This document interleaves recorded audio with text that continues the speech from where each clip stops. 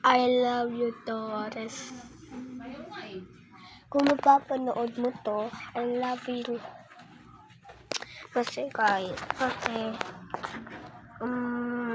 wala lang.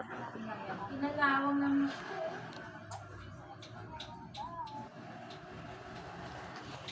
Wala lang. Gusto ko lang sabihin sa'yo na I love you.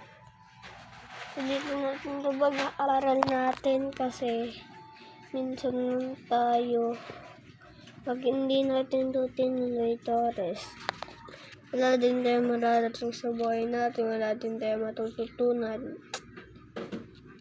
para mabuhay dito sa mundo. Isa lang masasabi ko sa'yo, I love you.